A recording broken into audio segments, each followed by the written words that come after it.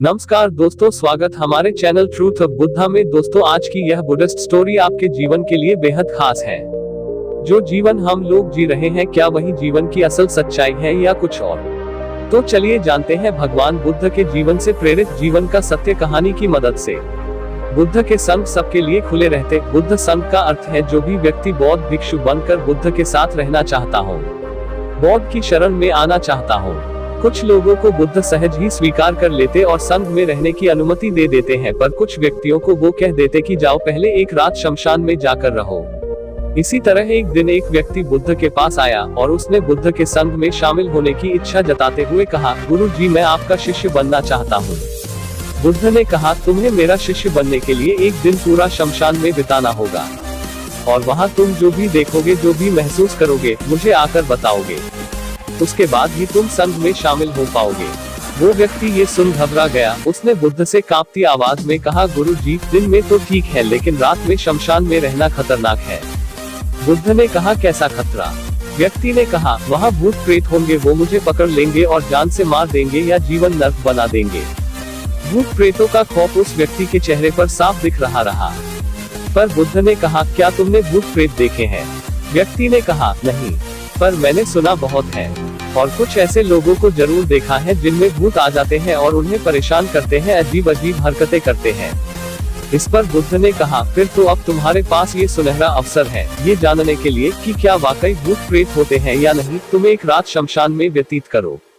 वहाँ अगर तुम्हें कुछ ऐसा लगे कि वो भूत है तो देखना कि वो कैसा दिखता है, और यदि ऐसा कुछ ना हुआ तो तुम यह जान पाओगे कि भूत प्रेत जैसी कोई चीज नहीं होती। इस तरह पूरी रात तुम जो भी अनुभव कर पाओ वो सुबह मुझे आकर बताना।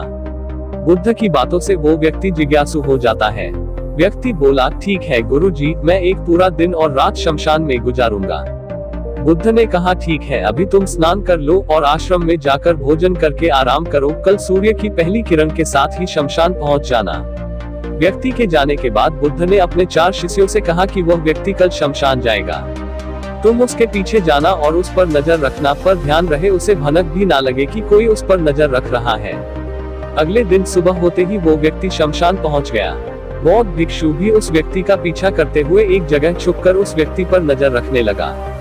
जब तक दिन था तब तक वो व्यक्ति शमशान में इधर उधर घूमता रहा। उसे खास वैसा कुछ भी अनुभव नहीं हुआ, लेकिन जैसे जैसे सूर्यास्त के साथ अंधेरा घनाता जा रहा था, उस व्यक्ति की धड़कनें बढ़ती जा रही थी। किसी तरह उस व्यक्ति ने पूरी रात शमशान में गुजार ही ली और सुबह होते ही वो बुद्ध के पास पहुंच गया। बुद्ध ने व्यक्ति से पूछा, बताओ, शमशान में कैसा समय व्यतीत हुआ तुम्हारा? क्या अनुभव किया, क्या क्या देखा? व्यक्ति बोला, गुरु जी, जैसे ही मैं सुबह सुबह शमशान पहुंचा तो वहां कुछ घंटे बाद मुझे कुछ लोगों की भीड़ शमशान की ओर आती दिखाई पड़ी, जो एक अर्थ के लिए आ रहे थे। मैंने जब उन लोगों को ध्यान से देखा तो उनमें से कुछ लोग बेहद दुखी, कुछ लोग सामान्य और कुछ लोग बेहद खुश थे। वो लोग उस मृत इंसान के बारे बोल रहे थे कि इस व्यक्ति ने बहुत अच्छे कर्म किए हैं, बहुत किस्मत वाला है ये। इसके बाद उस मृत बुजुर्ग के बेटे ने अपने वृद्ध पिता की चिता को अग्नि दी। अर्थी के साथ शमशान आए लोग कुछ देर वहीं खड़े रहे। चिता प्रचंड अग्नि की लपटों से धू धू करके जलती रही। सभी लोग मायूस खड़े जलती चिता को निहार रहे थे। जैसे जैसे चिता की अग्नि मंद पड़ने लगी, वहां मौजूद लोग भी वहां से जाने लगे।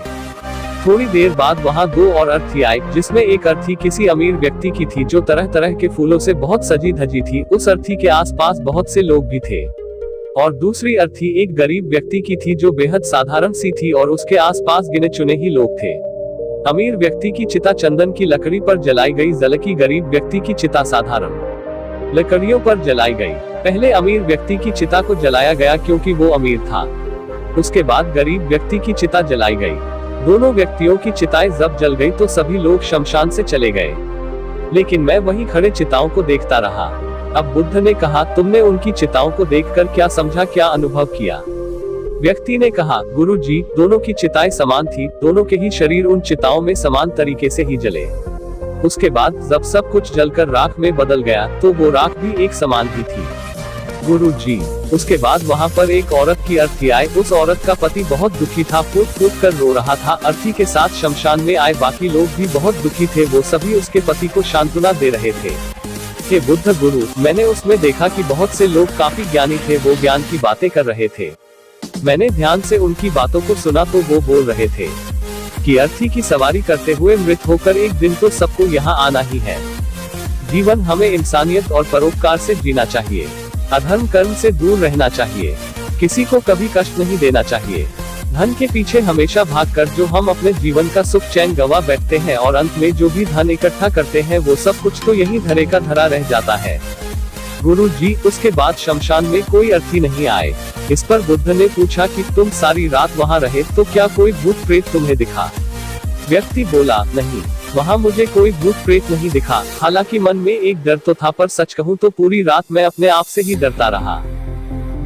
कभी हवाओं से हिलने वाले पत्तों की आवाजों से डरता रहा, तो कभी वहाँ आसपास मौजूद जीव जंतुओं की आवाजों से डरता रहा। सारी रात सहमा रहा, लेकिन पूरी रात में मुझे कोई भूत प्रेत नजर नहीं आया। बुद्ध ने उस व्यक्ति से कहा, ठीक है, अब तुम जाओ और आश्रम में आराम करो। कल फिर तुम्हें पूरा एक दिन और रात शमशान में बिताना होगा। अब वो व्यक्ति ये सुन बोला, आप कैसी बात कर रहे हैं गुरु जी? आपके ही कहने पर आज पूरा दिन और पूरी रात मैं शमशान में पड़ा रहा। वो समय मैंने कैसे काटा है मैं ही जानता हूँ। अब मैं दोबारा वहाँ नहीं जाऊंगा। बुद्ध ने कहा, देखो, जो खास चीज तुम्हें वहाँ जाकर मिलनी है वो तुम्हें अभी तक नहीं मिली है। जब तक वो चीज तुम्हें नहीं मिल जाती मैं तुम्हें संघ में शामिल नहीं कर सकता। तुम एक दिन और वहाँ रुको, तुम्हें वो अवश्य मिल जाएगी। व्यक्ति बोला, ठीक है, मैं कल एक दिन और रात और व्यतीत कर लूंगा शमशान में। अगले दिन सुबह वो व्यक्ति बुद्ध का आशीर्वाद लेकर फिर से शमशान पहुँच गया। एक पूरा दिन और रात बिताकर वो व्यक्ति अगली सुबह फिर बुद्ध के पास पहुंचा। लेकिन इस बार उस व्यक्ति के चेहरे पर एक अलग ही तेज था, एक अलग ही खुशी झलक रही थी, मानो उसे वो मिल गया हो। लेकिन बुद्ध उसके मुंह से सुनना चाहते थे, इसलिए बुद्ध ने एक ही सवाल पूछ कि क्या तुम्हें वो चीज मिली? व्यक्ति बोला, हाँ गुरु जी, मुझे वो मिल गई। बुद्ध ने पूछा कि बताओ तुम्हें वहाँ क्या मिला? व्यक्ति ने कहा, गुरु जी, मैंने जीवन का अर्थ समझ लिया है। मैंने वहाँ देखा कि कुछ लोग शाम को मुझे अर्थी पर लेकर आ रहे हैं। मुझे 4 लोगों ने अपने कंधों पर उठा रखा है। मेरे पीछे कुछ 15-20 लोग रोते बिलखते चल रहे हैं। मेरे पिता अर्थी के आगे आगे चल रहे हैं और कुछ लोग राम नाम सत्य बोलते हुए मेरे ऊपर फूल फेंक रहे हैं। मेरे सभी रिश्तेदार बहुत दुखी हैं। भीड़ में मौज, कुछ लोग तो सिर्फ दुखी होने का नाटक कर रहे हैं। कुछ लोग मेरे पिता को सांत्वना दे रहे हैं। तभी कुछ देर बाद मेरी अर्थी को जमीन पर रख दिया गया और मेरे शरीर को उठाकर चिता पर लिटा दिया गया। मैं ये सब दृश्य अर्थी पर लेटे हुए देख रहा था। मैंने उस अर्थी से उठना चाहा, पर उठ नहीं सका। मैं सांस लेना चाहता था, पर सांस नहीं ले पा रहा था। मैं पूरी तरह से असमर्थ और विकलांग की तरह था, क्योंकि मेरे अंदर सांस नहीं थी। मैं अपने पिता को गले लगाना चाहता था, लेकिन मैं उठ नहीं सकता था। मैं भाई को गले लगाकर ये कहना चाहता था कि तुम अपना और माता पिता का ध्यान रखना। घर व परिवार की जिम्मेदारी अब तुम्हारे ऊपर है, इसे बखूबी निभाना। इससे मेरी आत्मा को शांति मिलेगी। कुछ समय बाद मेरा मुंह कपड़े से ढक दिया गया और शरीर के ऊपर कई लकड़ियां रख दी गई। मुझे अब कुछ भी दिखाई नहीं दे रहा था। फिर उसके बाद मुझे अत्यंत गर्मी महसूस हुई। मुझे एहसास हुआ कि मुझे अब जलाया जा रहा है। धीरे धीरे लकड़ियों के साथ साथ मेरा पूरा शरीर जलने लगा। मेरा दम घुट रहा था, मैं उठना चाहता था। आखिर अग्नि ने प्रचंड रूप ले लिया और धीरे धीरे मैं भी उस अग्नि में पूरी तरह खो गया। पूरी रात मैं खुद को ऐसा ही जलता देखता रहा। मैंने देखा कि अंतिम रूप में मैं एक राख बन चुका हूँ। उस पूरी रात ना तो मैं डरा, ना ही मुझे डर का एहसास हुआ। जब आंखें खुली तो एक तीव्र रोशनी मेरे आंखों पर पड़ी। मैंने देखा कि ये तो मैं हूँ, वो भी शरीर के साथ। मुझे बहुत खुशी का अनुभव हुआ। उसके बाद मेरे मन से ना जाने कितने ही भ्रम समाप्त हो गए और मैं आपके पास आ गया। बुद्ध मुस्कुराए और बोले कि तुम अब संघ में शामिल हो सकते हो, क्योंकि तुमने अब ज्ञान रूपी उस बीज को प्राप्त कर लिया है, जिसमें शरीर को भूलकर स्वयं को जानने की इच्छा होती है। इसी ज्ञान की प्राप्ति के लिए मैंने तुम्हें शमशान भेजा। हाँ, जहाँ अंततः तुमने ये जाना कि शरीर नश्वर है, नेत्रों से दिखने वाली हर चीज नश्वर है। शमशान आने वाला हर व्यक्ति भी यह समझ रहा होता है, पर शमशान से वापस जाते ही वो सब भूलकर पुनः उन्हीं गलत क्रियाओं में लग जाता है, जैसे झूठ बोलना, लूट धसोट, अधर्म, लालच, लालसा, बुराई, क्रोध, अपशब्द, अहंकार, ईर्ष्या इत्यादि नाना प्रकार बुरी भावनाओं से बुरे कर्मों को अंजाम देते हैं। किंतु अब तुम्हारे अंदर ज्ञान का वो बीज अंकुरित हो चुका है, जिसमें हम जीवन को तब तक नहीं समझ सकते जब तक मृत्यु को निकट से देखा व समझा ना जाए। अच्छे स्वास्थ्य की कीमत वही समझ सकता है जो अत्यंत बीमार हो या जो बहुत लंबे समय से बुरे स्वास्थ्य से जूझ रहा हो। ठीक उसी तरह जीवन का महत्व वही समझ सकता है जो मृत्यु से रूबरू हुआ हो या जो मृत्यु को समझ चुका हो, एहसास कर चुका हो।